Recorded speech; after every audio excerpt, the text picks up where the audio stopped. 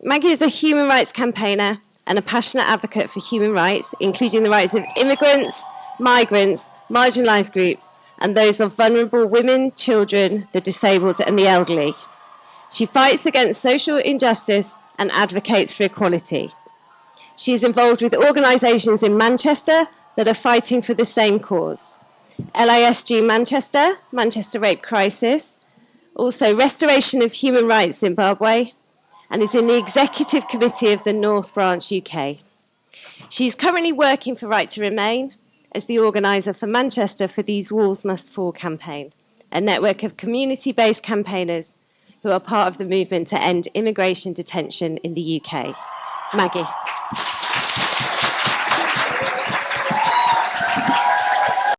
Thank you. Thank you so much. Thank you for this opportunity. I'm not taking it lightly.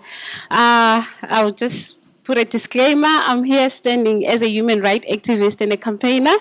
Nothing related to the work that I do every day, but I've got passion for women's rights, girls and women's rights. I am originally from Zimbabwe, and I would just say, speaking from experience, what makes an activist or a campaigner most of the times is the experience that somebody might have gone through or somebody close to them might have gone through, and then you decide this is wrong and you are vocal enough to stand and do something about it. So I'm one of those people who have been influenced a lot by the culture where I'm coming from, the way I have seen women being treated, and also my experience here in the UK as an asylum seeker and now as a refugee. So I would love to acknowledge all of you who have taken time to come here and all the great speakers. And I would love to emphasize that if you are not going to fight for women's rights, if you are not going to fight for girls' rights, you are going to end up displaced, like many of us who are in this house today, who are foreign.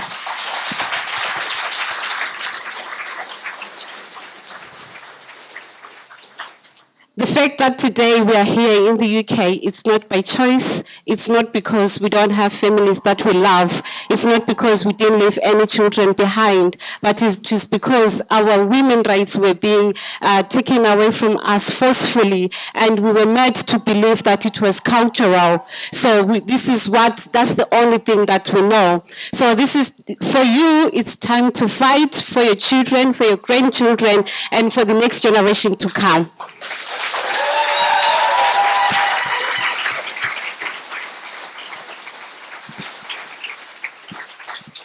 I was quite nervous when I was asked to speak, but then I took up the opportunity and I said, I'm going to stand up and speak up for my fellow African women who are here today, who are still fighting for the right to be considered here in the UK as refugees, because they've been violated in their countries, they have not been protected, they have been refused protection that they equally deserved. So I'm here, I'm lucky because I can be vocal, I can speak up. So I do that on behalf of other women who are in the same process.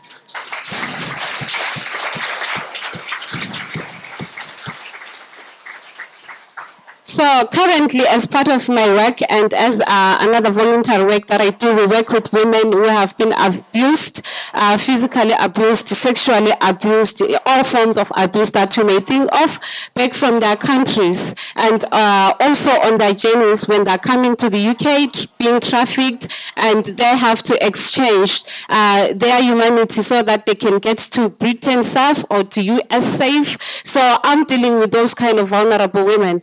And it scares the hell out of them when we speak about safe spaces where they're supposed to be free and comfortable and share their journeys.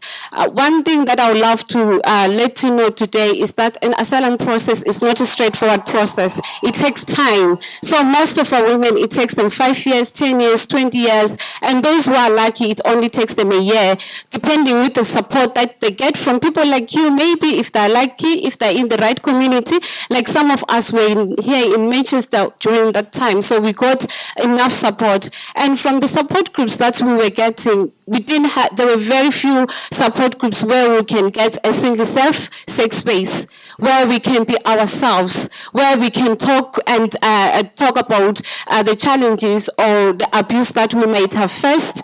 Speaking in terms of healing, or when people are helping us with our cases so that we can, at the end of the day, be granted a leave to remain in this country. So there were so very few until I was lucky enough to find this one particular group, LISG Manchester. When I got there, I was very reserved. I couldn't speak. I was just watching what's happening here.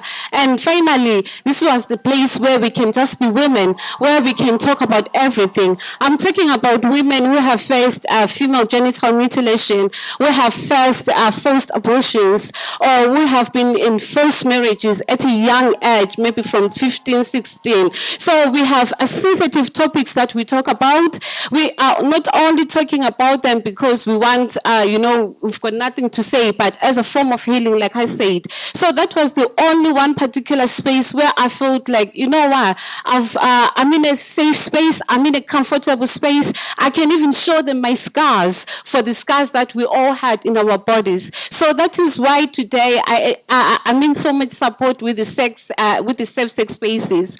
And we have women still in our organization who are not comfortable to talk about their challenges because they're not free yet, or it's because of culture.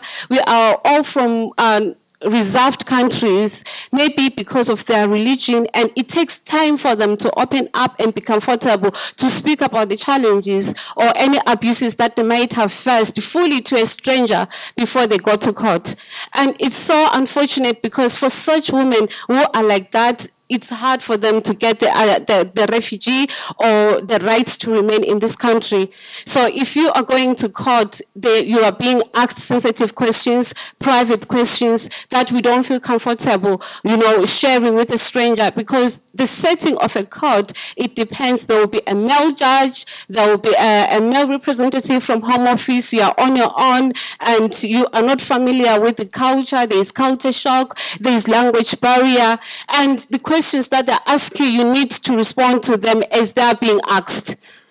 And we have some words that we use. I will say, for instance, there wasn't one incident where I was being asked about sexual intercourse, and I was like, no, I was sleeping with someone. That's how reserved with us. To us, sleeping in our own language, it means having sexual intercourse. I didn't know, for me to get my stay in this UK, I was supposed to say sexual intercourse. So it's those kind of things that we are going through, that we are fighting so hard, that we really want our African women to have a safe space where they can be themselves, where they don't have to trade their culture or trade their religion, simply because they need the right to stay in the UK. And some of the things, it can be changing rooms. Maybe some will be taking them for shopping, changing rooms and at Primark and those kind of places. They're very timid. We know most Muslim women, they cover themselves. They don't want to be in a space where there are men. That is, we need to respect that as much as we respect other people and other genders as well.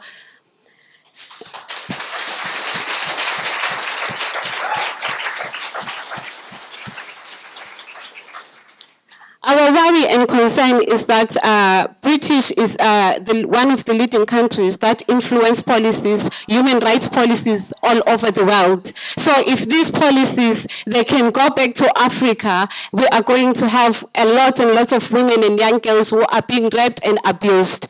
We are not so lucky that we have some CCTV cameras, for instance, with the last incident where a woman was raped in the hospital and no one believed her until they had to check on the CCTV. We are coming from poor countries where those kind of technologies are not there. So if those things happen back home, it's going to be worse. As it is, Britain is complaining that there are a lot of refugees or asylum seekers. So it's going to make things even more worse if these kind of policies and laws are taken back to Africa.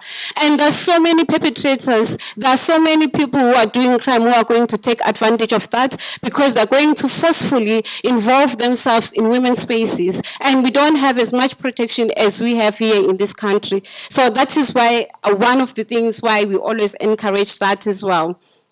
We have this one beautiful woman from South Africa. Her name is Caster Semenya.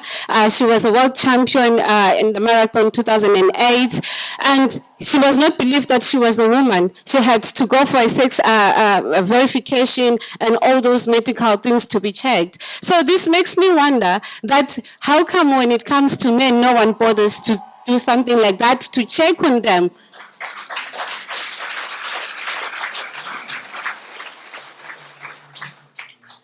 So that's why we are standing and we are asking. One of the things, like I mentioned, that when it comes to women, when they struggle to prove, maybe they can be here because they've been forced to marriage or sexuality, lesbian, gay or bisexual. And if the Home Office believe that the cases lack credibility, they are detained. I've spoken to one of the ladies that we support in our organization. Let me just call her Lady X.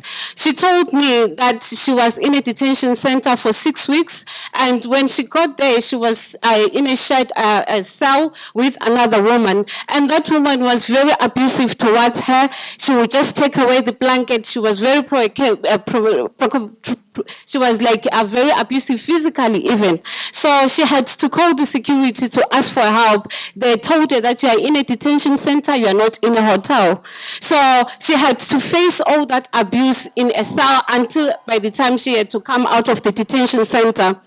What's shocking more is that this government has got money to build loads and loads of women detention centers, but they don't have money to build like rape crisis or any counseling centers where women can get a form of counseling after the trauma that they have gone through in their countries. So I asked her, I said, what if you are closed in a place whereby there is a man who identifies themselves as a woman? What could have happened to you on that particular day? And she said to me, I would have died and no one would have cared.